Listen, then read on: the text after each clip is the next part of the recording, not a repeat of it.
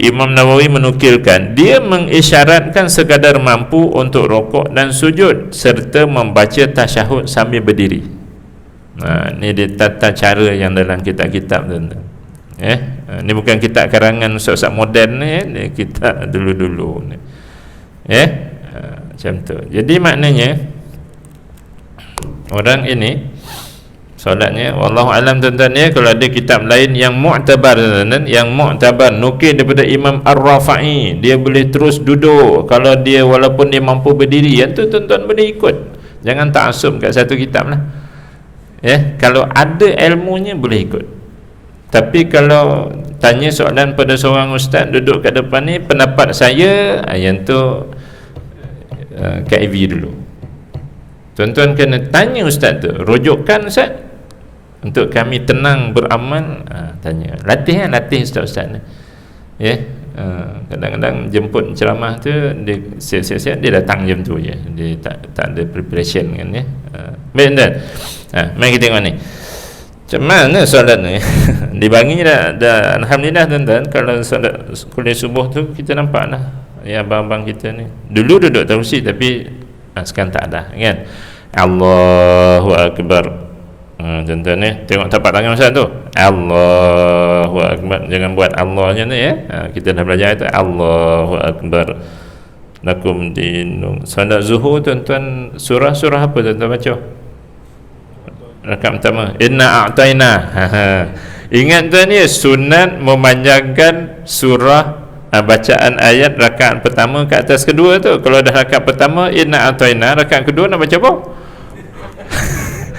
Tu dah paling pendek dah tu. Ambil lah li'ila fi Quraisy dulu rakaat pertama tu, kedua baru inna a'taina ya. Baik, fasalli li rabbika wanhar. Kan dia kata tadi sekiranya dia mampu rokok kan. Okey lah, let's say dia hanya mampu rokok yang minimum tadi. Allahu Akbar. Itu je dia mampu. Sebab belakang sakit sikit pula, sleep disc, minor sleep disc kan. Tu dia rokok lah macam tu. Sami'allahu liman hamida rabbana wa lakal hamdu mil'us sama. Sebab dia boleh berdiri lama, dia boleh zikir yang sunat-sunat, terutama kita tuan-tuan yang kubur sudah terbuka ni. Kena tambah-tambah sikit ya. Mil'us samawati wa mil'ul ardi wa mil'u ma syi'ta min syai'in ba'du anta ahlul majdi wa thana ahaqqu ma yaqulu bihi 'abduk wa kulluna laka 'abdun la mani'a lima a'taita wa la mu'tiya lima mana'ta wa la yanfa'u dzal jad minkal jad. Pernah baca tak tu? Hari ni lah dan baru dengar ustaz kata. Nanti saya tunjuk muka surat ni Okey, dah habis yang tidak tadi. Sujud dia macam mana? Allahu Akbar, subhana rabbiyal a'la wa bihamdih, subhana rabbiyal a'la wa bihamdih, subhana rabbiyal a'la wa bihamdih. Habis duduk untuk sujud. Apa cadangan, apa mustahil kita tadi? Allahu Akbar, Rabbi firli warhamni wajburni warfa'ni warzuqni wahdini wa'afini wa'fa'ani. Sujud kan dua kali kan? Allahu Akbar, subhana rabbiyal a'la wa bihamdih, subhana rabbiyal a'la wa bihamdih, subhana rabbiyal a'la wa bihamdih. Allahu Akbar. Rakaat dua. Itulah. Okey, rakaat dua, sujud yang kedua tadi tahiyat. Allahu Akbar, at-tahiyyatun wa barakatus salawatut thayyibatu lillah. Habis jari buat macam mana jari?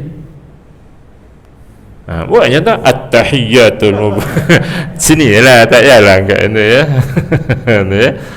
Sampai tahiyat akhir sampai assalamualaikum warahmatullah. Assalamualaikum warahmatullah. Lepas tu tuan carilah kerusi duduk. Masa zikir-zikir duduk tak ada masalah. Ustaz, kalau masa duduk tu saya nak duduk boleh tak ustaz? Tak apa, boleh, sebab itu duduk kan.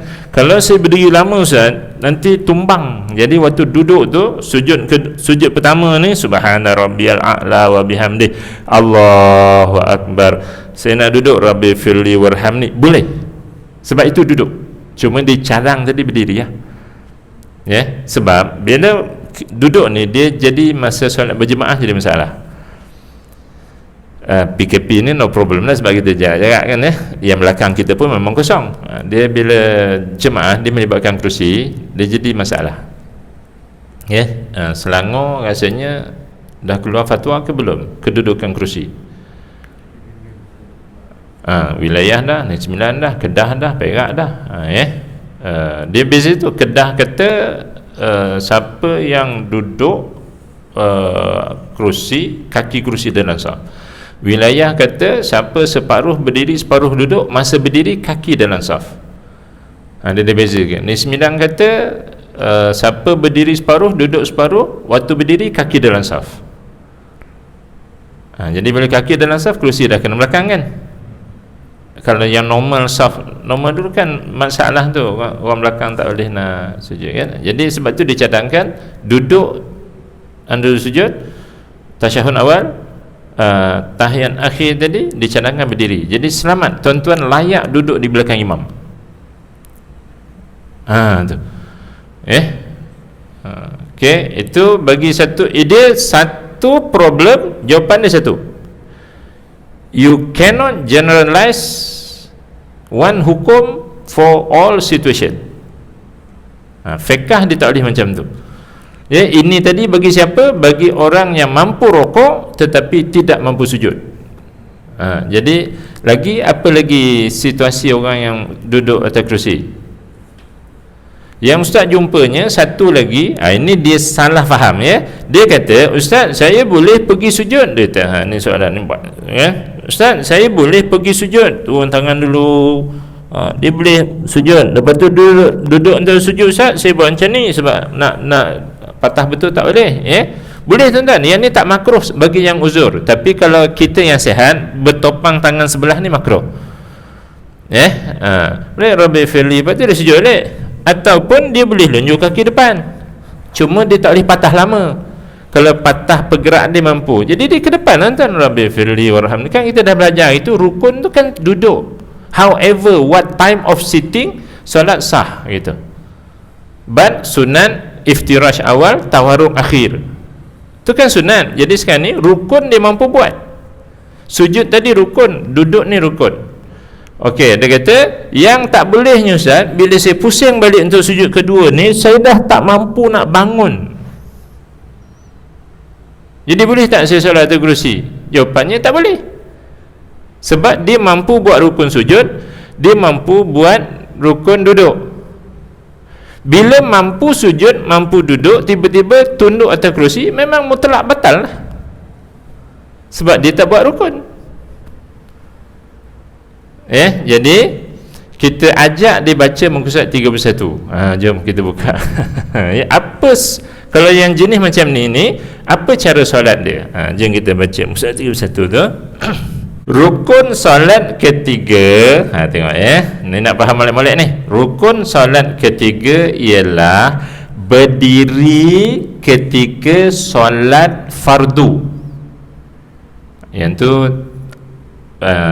tak apalah, bagi yang mampu. Itu poin dia, bagi yang mampu. Sampai takat tu cukup untuk bagi ni. Jadi berdiri tu jadi rukun tuan-tuan, bagi solat yang mana? Solat fardu. Jadi solat sunat boleh terus duduk, bukan duduk bawah tu, asalnya duduk bawah lah Lepas tu yang kedua, bagi siapa tuan? Yang mampu. Okey, apply kan, itu kaedah je, bagi yang mampu. Sekarang ni tadi pak cik ni kata, ustaz saya boleh turun Allahu akbar sujud, saya boleh Allah Rabbi Firli warhamni, tu je dia mampu, tak apa buat apa ni, saya sujud boleh ustaz, Allahu akbar subhanallah ana. Cuma ustaz nak bangun balik nanti tombang, maka dia mampu tak berdiri masa ni? Dia tak mampu berdiri, jadi rukun tak berdiri bagi dia? Tak, sebab berdiri itu jadi rukun untuk orang yang mampu berdiri. Sekarang ni dia tak mampu, maka dia duduklah sampai habis. Jadi tak perlu juga menggunakan kerusi. Ni situasi-situasi yang setakat ni kita jumpa lah. Bila orang tanya, memang kita minta datang depan, tanya detail, partikular dia punya problem tu, untuk dapat jawapan. Sebab tak dia terjemah apa hukum masalah kursi, kita jawab nanti dia banyak orang salah faham. Jadi macam itulah tuan-tuan, panduan-panduan dulu dia jawapannya. Tapi tuan-tuan kena ceritakan problem betul-betul tu, baru boleh kita berikan panduannya. Kita tunjukkan panduan bukan kita berilah, kita tunjukkan panduan. Itulah jawapan pada. Lagi apa situasi tuan-tuan yang guna kerusi? Mampu berdiri tapi tak boleh lama, lutut jam. Dia mampu berdiri tapi tak boleh lama. Kalau lama tumbang. Nak pergi ke bawah, lutut jam. Lutut dah tak boleh. Mungkin inilah kategori yang dia dibantu. Okey. Kiranya seseorang itu mampu berdiri dengan bertekan ke atas sesuatu. Kalau independen, dia berdiri secara independen, dia tumbang. Tapi kalau dia ada tongkat ke apa ke, dia boleh. Gitu Ataupun nanti kejap kita tunjuk atau mampu berdiri di atas dua lututnya. Ini cerita orang kena gout. Dia nak jejak kaki tak boleh, tapi kalau dia lunjuk kaki, lutut letak, dia boleh. Dia mampu. Gini. Macam mana? Macam ni lah, senang tengok kaki belakang kan. Dia nak berdiri macam ni tak boleh sebab gout kan. Jadi tapi kalau dia lunjuk kaki macam ni, dia mampu, maka dia wajib berdiri macam ni. Dia tak boleh duduk atas kerusi. Ni atas lutut ni, Allahu Akbar. Rokok, Allahu Akbar, Rabbi fini sami Allah. Sujud, Allahu Akbar. Yang ni tak boleh dah ni, sakit. Tak apalah sebab keuzuran kan. Okey. Jadi kalau berdiri free, independen tak boleh tombang, tapi kalau ada kat tepi tu benda-benda tekan macam tu, dia boleh. Maka wajib berdiri. Tak boleh duduk. Terutama waktu takbiratul ihram dengan baca Fatihah tu kan. Apa lagi disebut tu? Atau seseorang itu mampu berdiri tetapi tidak boleh rokok atau sujud kerana sakit belakang, ini slip disc yang menghalangnya daripada tunduk, maka dia wajib solat berdiri. Dia rokok dan sujud sekadar kemampuannya dengan menundukkan belakangnya sekadar mampu. Allahu Akbar. Nak rokok tuan-tuan, Allahu Akbar. Sebab nak buat macam tadi tak boleh dah, sakit. Tuan-tuan, sami Allah. Angkat tangan pun tak boleh dah, nanti sakit. Nerve, saraf tu nanti bergerak kan, dia sakit. Sujud dia lebihkan sikit lah. Dia reservekan sikit untuk sujud, untuk ke bawah sikit banding dengan rokok. Jadi bukan duduk juga. Apa lagi ni macam tu lah tuan-tuan situasi ni. Tahun 70 ada tak kerusi dalam masjid? Sebab orang dulu dia faham. Sebab kitab perukunan dulu, ustaz-ustaz, tok guru datang, dia syarah elok tu. Sebab masjid surah dulu menekankan solat.